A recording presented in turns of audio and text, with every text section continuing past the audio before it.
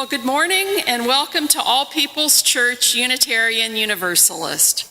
My name is Mary Kerwin, and I'm here to help lead worship and co-celebrate with our guest, Laura Wooten, who comes to us today from Horizon UU Church in Carrollton. And there will be more about Laura in a minute. We're happy to see all of you on this first Sunday in May. First Sunday means that it's potluck Sunday at All People's Church, and we hope that you'll be able to stay after the service for the luncheon. Everyone is welcome, even if you didn't bring a dish to share. Our Sunday service is a shared time of worship for all present as we gather for music, spoken words, a time of reflection and inspiration as a religious community. Let us come together in a spirit of compassion and respect for ourselves and others attending this service. We especially welcome those who are visiting today. If you haven't done so yet, please sign in at the visitors table by the front door, where you can be placed on our mailing list to receive our weekly emails and the monthly newsletter. And before we continue on to worship, there are a couple of announcements. First of all, thank you to everyone who came here for the work day yesterday. We cleaned and straightened up the minister's office, and we cleaned and dusted the common areas. There will be free COVID vaccine shots given here on Tuesday, this coming Tuesday, May 9th, from 10 a.m. to 2 p.m. And this is by the Tarrant County Health Department. And spread the word. I'll probably come and get one too. COVID vaccines. And we're thrilled to report that our monument sign in front of the building on Sandy Lane was updated this week with the name of All People's Church.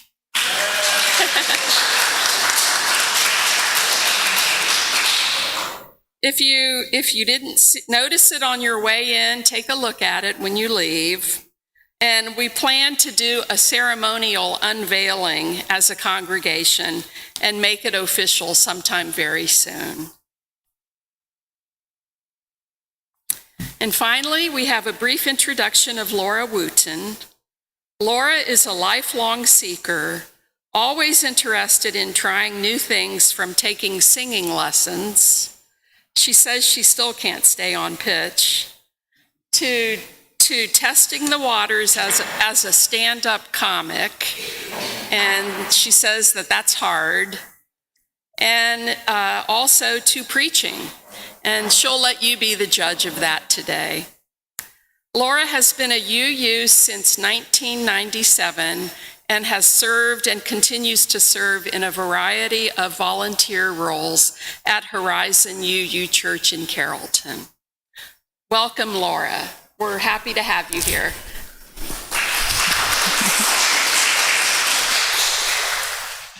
Now, please settle comfortably for our musical prelude.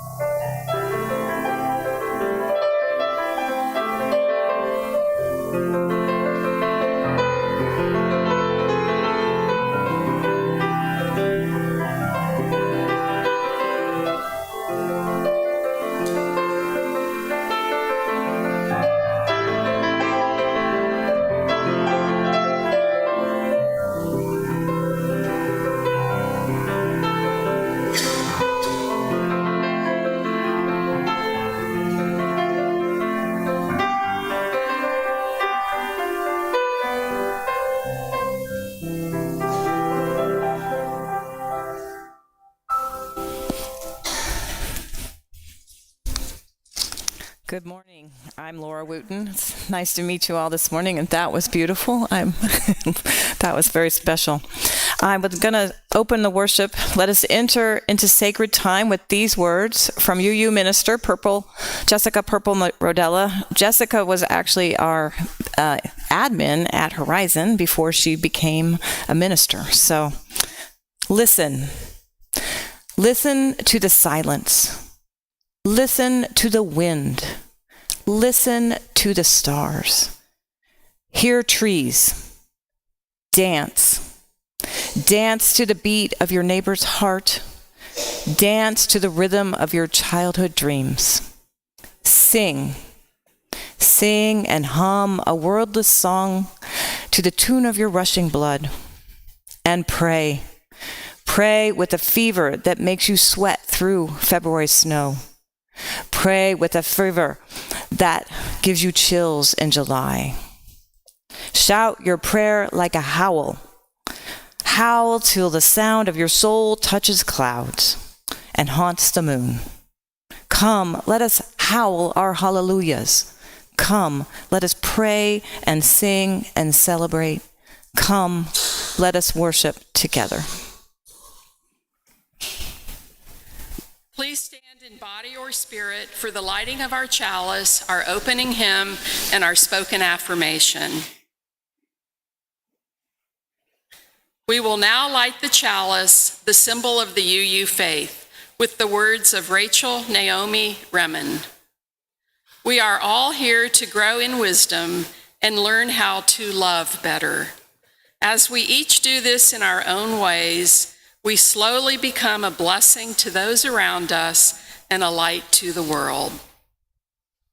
Remain standing and join in singing our opening hymn, number 8, Mother Spirit, Father Spirit.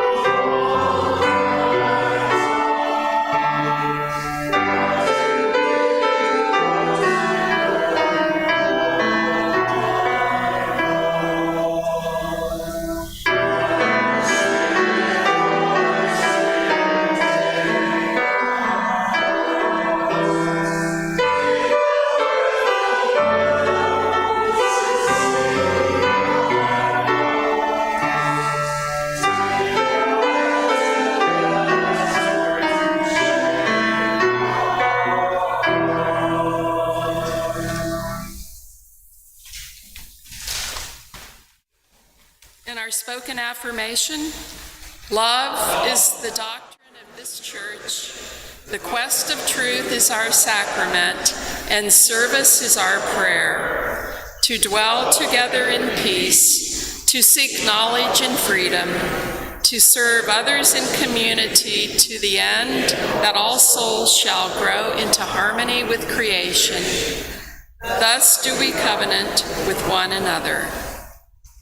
And Laura now invites the young and the young at heart to come forward for today's story.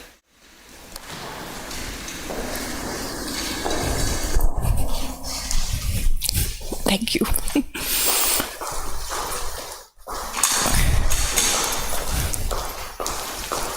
All right, we have a little video to start us off today.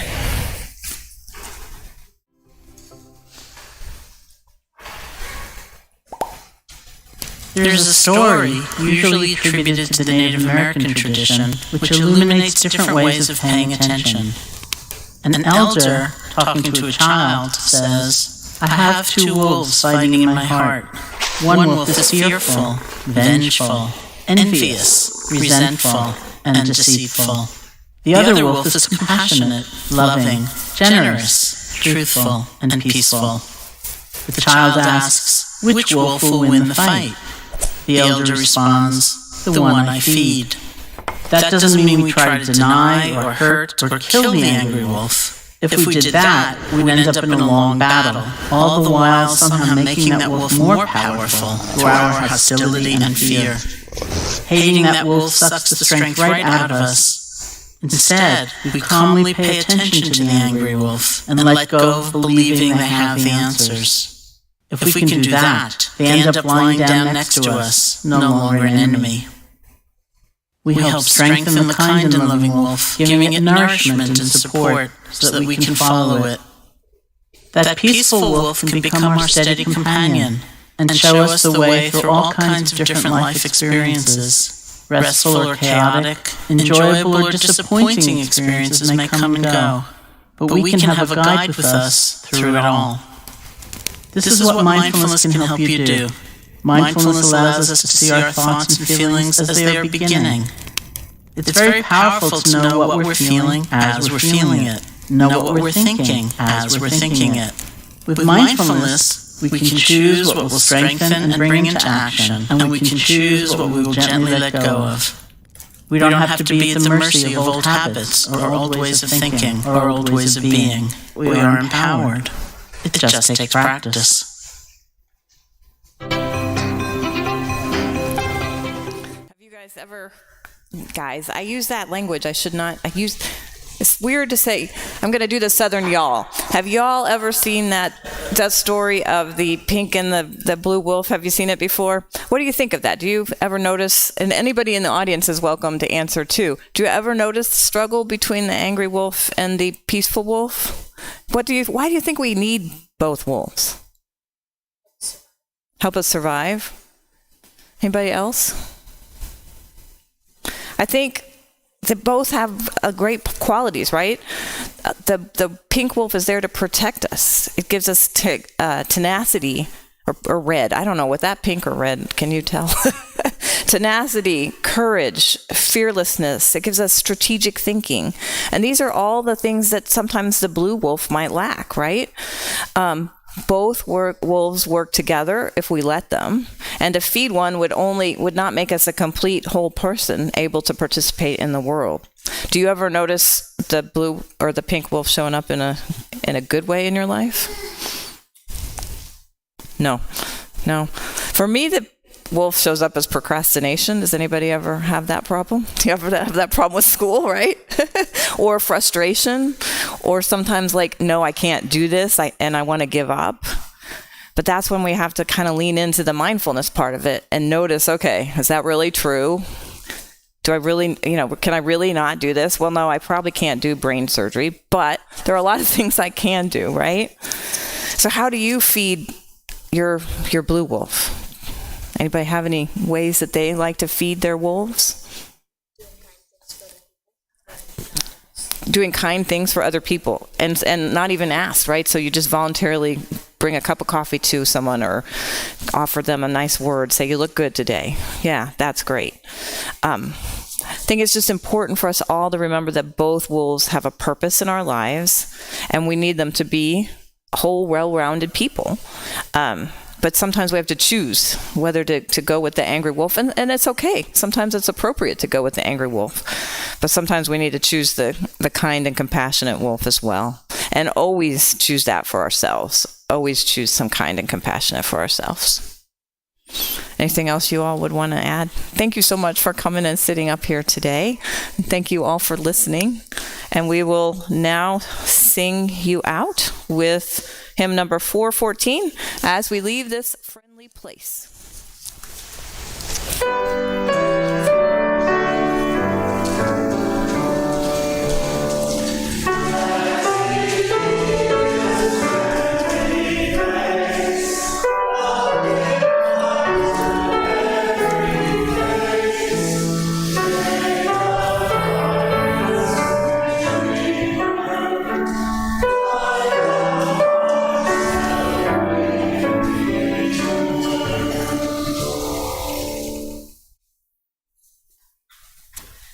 We give to remind ourselves how many gifts we have to offer. We give to remember that we are part of something bigger than ourselves. We give because we believe in music and sacred space. We give that the faith that together we have enough. We support our community outreach efforts with our Share the Plate program. It is our custom to share the undesignated cash offerings of our collection plate. Our Share the Plate recipient this quarter is the Texas UU Justice Ministry, the statewide network in Austin whose mission is to educate and advocate for public policies that reflect our UU values. They have been very busy now doing good work these past few weeks with the Texas legislature being in session. The offering will now be received, and will the ushers please come forward?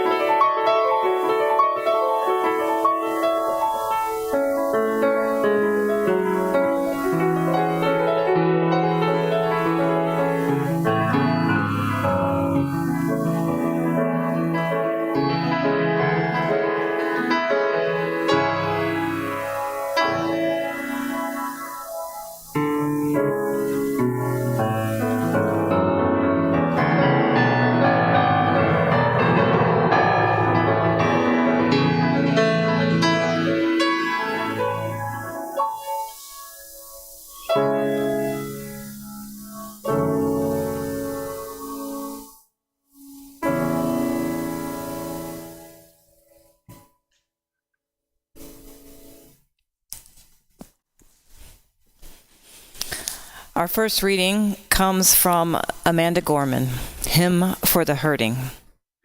Everything hurts. Our hearts shadowed and strained. Minds made muddied and mute. We carry tragedy, terrifying and true. And yet none of it is new. We knew it as home, as horror, as heritage. Even our children cannot be children, cannot be. Everything hurts. It's a hard time to be alive, and even harder to stay that way. We are burdened to live out these days, while at the same time blessed to outlive them. This alarm is how we must... Hang on. I lost you guys. This alarm is how we know we must be altered, that we must differ or die, that we must triumph or try. Thus, while hate cannot be terminated, it can be transformed into a love that lets us live.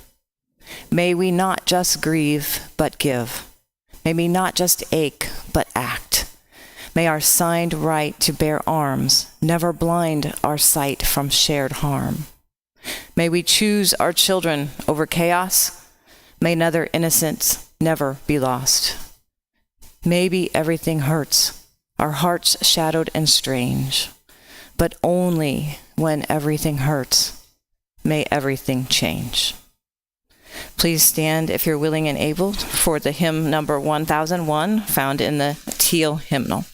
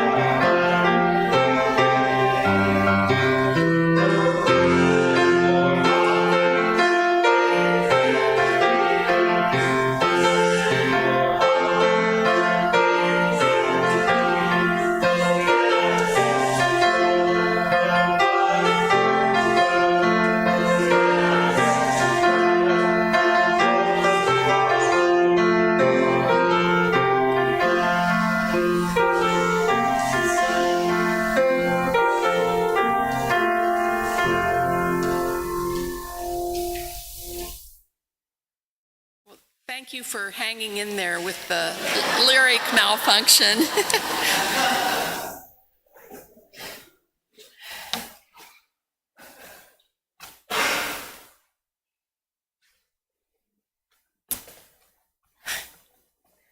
At this time in our service, we pause to honor and to give time and attention to those things that are most important to us. We gather here for healing and for peace in our hearts and to honor our time together with the shared stories and news from the congregation. Each week, there is a journal outside the entrance to the sanctuary where you can write a message of memory or hope before the service. Also, at any time during our service, you're welcome to come forward and light a candle in our meditation center here at the side of the chancel. Today, from our book of memory and hope, we include Ash, who was just here for our story. She had a spring concert, choir concert, last night and did amazing. Yay, Ash.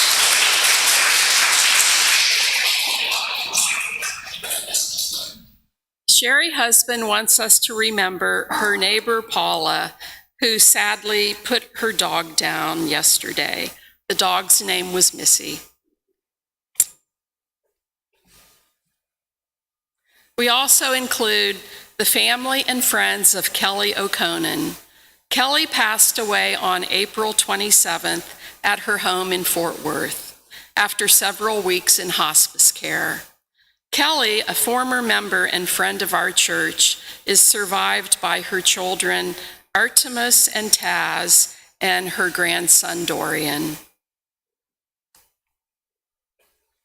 We also include the policy makers and the lawmakers who need the courage and have the power to bring change, to minimize the endless cycle of mass shootings. We lift up our concern and our outrage for the victims of yesterday's Allen, Texas outlet mall shootings, as well as other recent shootings in the United States, too numerous to mention by name. And let us also include in our circle of concern those beyond our immediate community. Let us open our minds and hearts to the place of quiet, to the silent prayer for the healing of pain, and the soft, gentle coming of love. Laura will now lead us in a few moments of meditation to hold and uplift the sorrows and the celebrations, both spoken and unspoken among us. Take 3 big breaths, letting the exhale be longer than the inhale. As I read these words, then you can breathe normally after you do that. Loving God, we pause in the stillness to rest for a moment, to quiet ourselves so that we can feel what stirs within us. Each breath draws us closer to the pulse of life. And with each exhalation, we make room for something new. May we find in this gathering the comfort of those who care. May we encounter patience along our growing edges and compassion in our most tender spots. Here, may we find the inspiration and encouragement we need to face our challenges and nurture ourselves. And in the presence of suffering across the globe, may we redouble our efforts to practice kindness where we are, with the hope that the light of our action travels like light to faraway stars. May our gestures of compassion and generosity seed possibility. May we travel humbly with one another, choosing reconciliation over resentment as we try to live right-sized. When life presses in and shifts us off balance, when pain assails us, when frustration mounts, may the rhythm of our breath steady us and bring us back to a place of gratitude. Please join in a moment of silence as we listen to the music that Misha will play.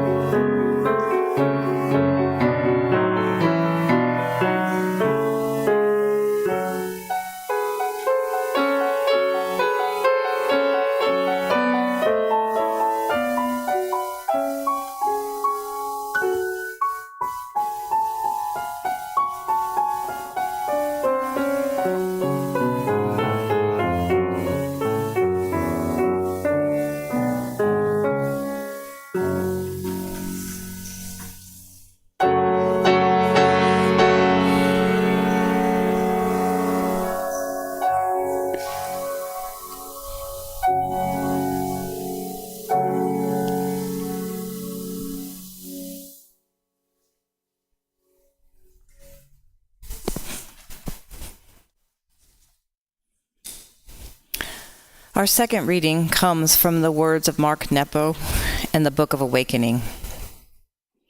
If peace comes from seeing the whole, then misery stems from a loss of perspective. We begin so aware and grateful. The sun somehow hangs there in the sky, the little birds sing, and then the miracles of life just happen. Then we stub our toe, and in that moment of pain, our little world is reduced to that little toe. Now, for a day or two, it is difficult to walk. With every step, we are reminded of our poor little toe. Our vigilance becomes which defines our day, the pinch we feel in walking on a bruised toe, or the miracle still happening. In actuality, misery is a moment of suffering allowed to become everything. So when feeling miserable, we must look wider than what hurts. When feeling a little splinter, we must, while trying to remove it, remember there is a body that is not a splinter, and a spirit that is not a splinter, and a world that is not a splinter. So ends the reading. And I'm going to move right into the sermon, Maintaining Sanity, Spiritual Tips for Daily Living. As I listened to NPR on my way home from the gym one morning last May, the stories of the families in Uvalde haunted me. My arms feeling weakened from pumping iron, my eyes blurry from tears, my heart horrified at yet another instance of gun violence in schools. Somehow I didn't make the turn adequately, and the passenger side of my husband's car hit the side of the garage. Crunch. As I walked into the house at 7 a.m. to confess to my husband that we needed to file an insurance claim, I found myself in tears. It actually really helped his reception. He was a lot more sympathetic than I expected. He knew something was not right with me. Crashing the car was a symptom of my mindset. I was not okay, and neither was the car. While I haven't crashed any cars lately, I've had a stronger sense of anxiety in my day-to-day life. And in conversations I've had with a lot of friends, UUs and non-UUs alike, many of us are in the same boat. We're wandering through life with this underlying fear of what's next. And no wonder.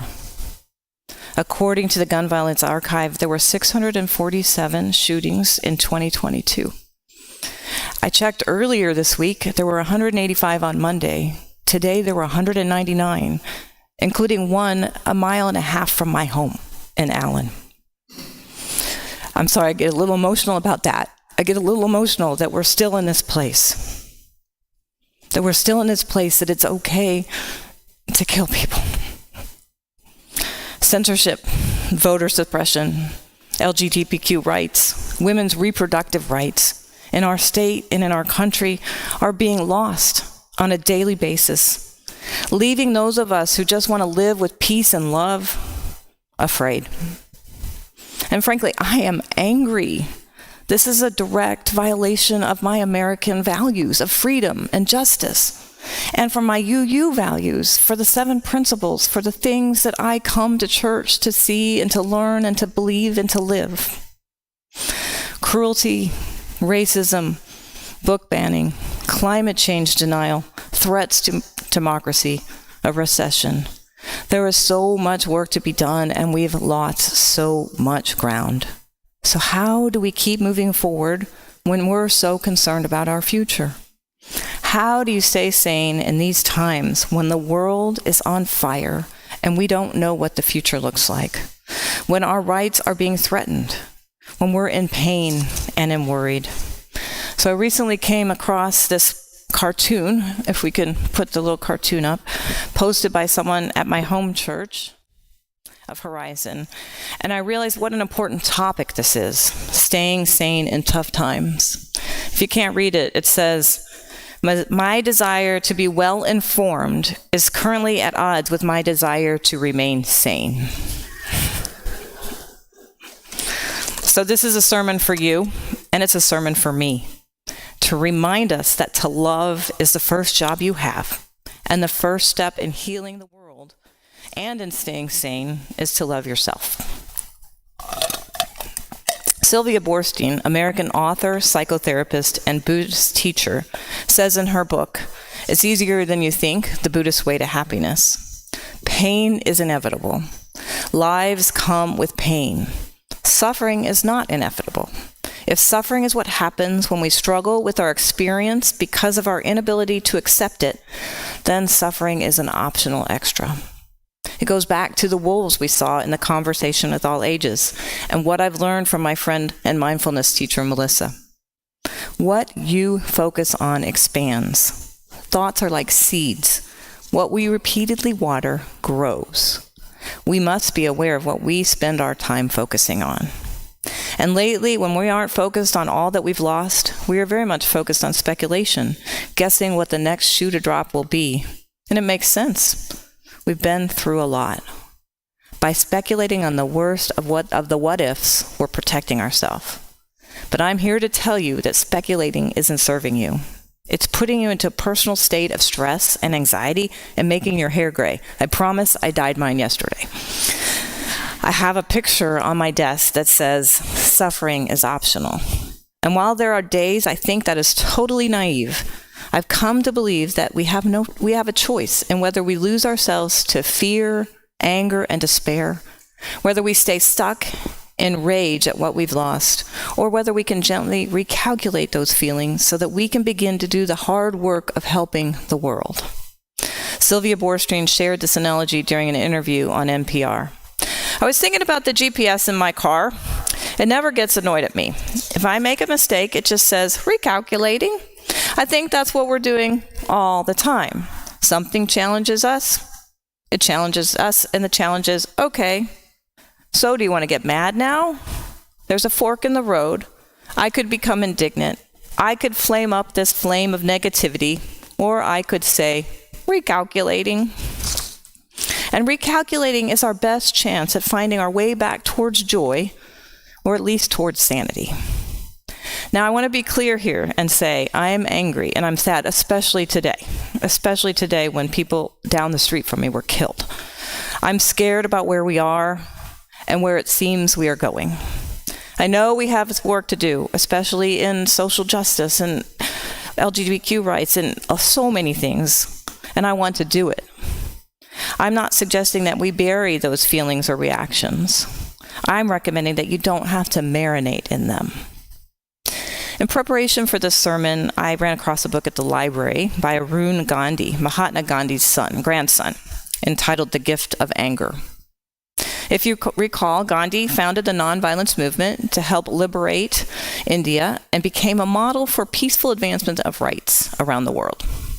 Arun grew up in South Africa, but after the boy was subjugated to racially motivated attacks by both white and black children, his parents took him to live with his grandfather in India, whom they hoped could cure him of the anger provoked by the attacks. Arun tells a story that when he arrived to stay with Gandhi, his grandfather, he got into a fight at the soccer fields with some children. He came home feeling guilty at his reaction, especially with his grandfather, the peaceful man. Gandhi taught Arun to channel that anger into something positive to create change. Gandhi told Arun that we spend a lot of time building strong and healthy bodies, but not enough building strong and healthy minds. Use your anger wisely. Let it help you find solutions of love and truth. So let's follow Gandhi's advice and try to find some ways to live with love and truth, or at least stay sane. For me, staying sane starts with a spiritual practice. It starts by understanding that to live in this complicated, heavy world without suffering, we must care for ourselves first. Caring for yourself is the stuff of moments. And for me, the way to ensure that I am living in the moment is by having a daily spiritual practice. Here's where I might lose some of you. I know I'm in a Unitarian Universalist church, and you might say, Laura, I'm a UU. I've come to this UU church as an atheist looking for my community, as an agnostic, uncertain about my connection to the divine. I've come here because I reject traditional religion and prayer and all those other trappings. We can discuss more about that after the service, but let me tell you my definition of a spiritual practice. It's regular, intentional actions that allow you to connect to the present moment and that nourish your personal relationship and, yes, love for yourself and, if you will, the universe or the divine. Going back to our conversations with all ages, it's about feeding the wolves, both the compassionate wolf, the loving wolf, and the angry wolf, the frustrated wolf, by starting with compassion for yourself. As Buddhist nun Pema Chodron says, how do we work with a sense of burden? How do we learn to relate with what seems to stand between us and the happiness we deserve? How do we learn to relax and connect with fundamental joy? She continues, times are difficult globally. Awakening is no longer a luxury or an ideal. It's becoming critical. We don't need to add more depression, more discouragement, or more anger to what's already here. It's becoming essential that we learn how to relate sanely with difficult times. The earth seems to be beseeching us to connect with joy and discover our innermost essence. This is the best way we can benefit others. Again, it starts with feeding both wolves, both the wolves. Eric Walter Wickstrom is a UU minister in Charlottesville, Virginia, that plays with dolls for a spiritual practice. Not Barbies or baby dolls, but action figures. He dresses them, he makes vignettes for them, including a bat cave big enough for a Justice League meeting. In his essay entitled Playing with My Dolls, he says, joy is perhaps a word that many people don't associate with the idea of a spiritual practice. Yet even practices that involve austerities tend to open participants to experiences of great joy. For all the very real pain and hardship around and within us, we live in a miraculously beautiful world. And our opportunities to be a part of it is a great gift. Most spiritual practices, if fully understood and deeply engaged, make one aware and appreciative of that gift. A spiritual practice is a regular activity that involves a commitment, consistency, and intentionality. As Eric points out, you may not need to add a spiritual practice to your daily life. You may already be doing something that could suffice. Remember, though, if the purpose of spirituality is to help you live an awake and truly alive life, then you must approach your spiritual practice in an awake and truly alive way. To me, that is the difference between a spiritual practice and washing the dishes. It's a matter of being present, aware, and in the moment that makes an everyday spiritual action a spiritual practice. So where do you start?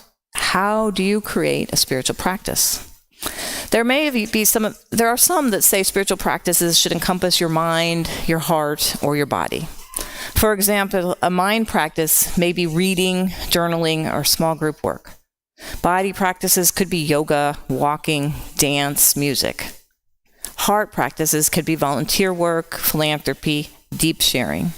And then there's the traditional spiritual practices like attending worship, thank you for being here, prayer, meditation, or mantras. I'm more intuitive in my spiritual practices. I try to be more aware of what makes my life better and use those as guideposts that I can commit to regularly, that feed my soul and give me ultimately give me joy. Let me give you a few examples. I love to read, and my life is better when I'm reading. I consider this a spiritual practice because, while it takes me into another world, I'm present in that world.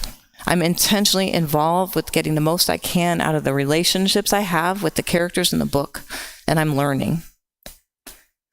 Walking is also an important part of my spiritual practice. My daily walks with the dog are a big part of my life. During the walks, I try to be very aware of the surroundings, of my companions on the walk if we go as a family, of the way my feet feel hitting the ground, the birds, the trees. There are times when I'm feeling particularly brave that I even close my eyes as I walk, slowing down and carefully counting my steps for a trust walk. Journaling is a spiritual practice I use periodically when I'm deeply conflicted.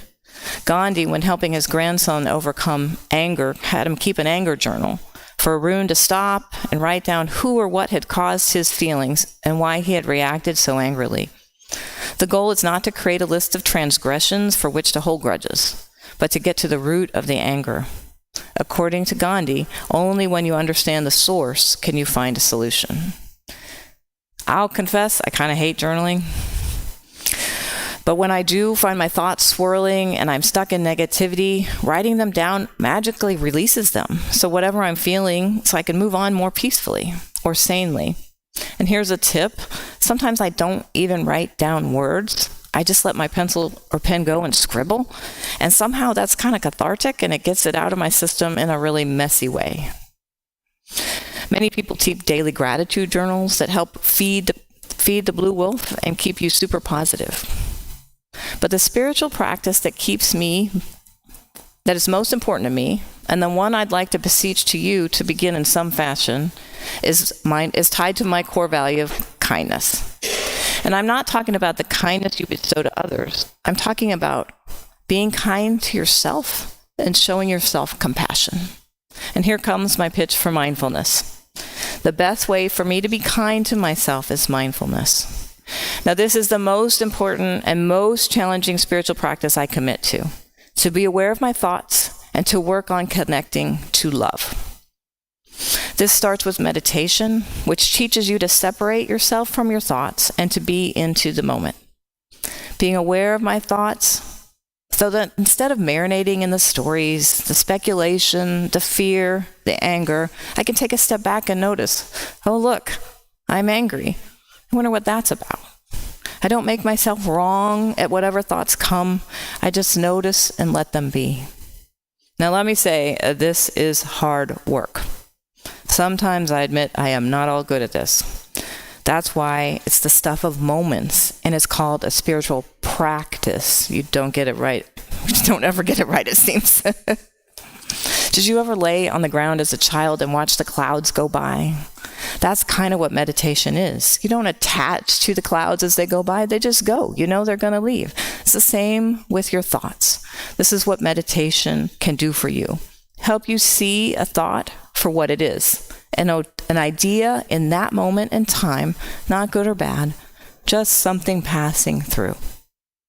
As Sylvia Boorstein states, the moment in which the mind acknowledges, this isn't what I wanted, but it's what I got, is the point at which suffering disappears. Sadness might remain present, but the mind is free to console, free to support the mind's acceptance of the situation, free to allow space for pleasant or unpleasant disappointment or thrilling, expected or unexpected, all of the above. What a relief it would be that whatever wave comes along, we can ride it with grace. In the 19th century, Rabbi Simcha Bunin urged his followers to write two statements, putting one in each of their pockets. The first, the world was created for me. In the opposite pocket he suggested putting the words, I am but dust and ashes. This, he proposed, is a necessary tension. Irish poet and theologian Padraig O'Tama, excuse my pronunciation, commented on this practice. Sometimes I think of what else I could write on the piece of paper, things to remind me of the human condition. I am capable of kindness on one piece of paper, and I'm capable of cruelty on another. There's only strength and community on one piece of paper, and I must learn to be alone on the other. Carry my joy on the left, my pain on the right.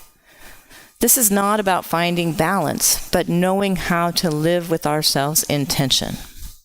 Praise can cover over failures of human nature, and soul awareness of the failures of human nature can plunder the heart of hope. We need both, held tight, one in each pocket. It's the power of the dark and the light wolf, the tension we must hold. Reverend Robert Hardy says, as authentic Unitarian Universalists, spirituality nurtures spacious and resilient souls that embrace the tensions of our world and propel us forward in our tasks of loving one another. Our world desperately needs such a spirituality. Spiritualities of fight or flight, amputation and retreat are not viable in a world that becomes more complex by the moment. If our world is to survive in all its contraction and complexity, it needs more people who are capable of loving it in its entirety. People capable of loving all of themselves, not just part. People capable of loving all souls, not just some. So start today. Find a spiritual practice that helps you feel the pain but not live in suffering.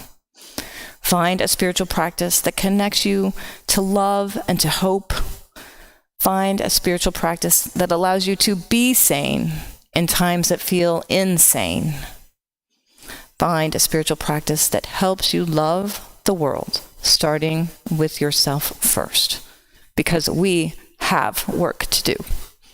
May it be so.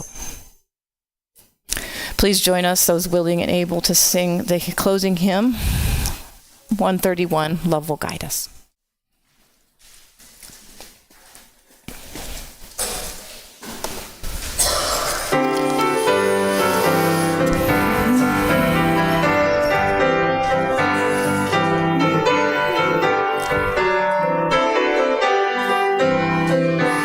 Love will guide.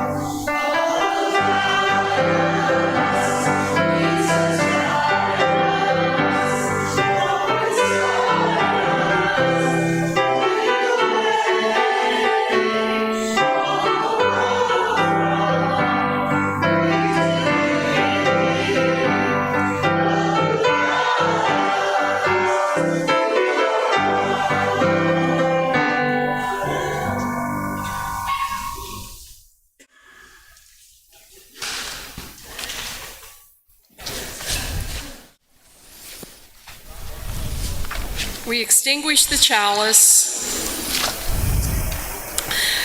May this flame that has brightened our time together warm our hearts, light our paths, and inspire our vision as we once again go our separate ways. As our time together ends, let us remember in the days before we come together again, may our thoughts be filled with love. May we truly make a difference in this troubled world.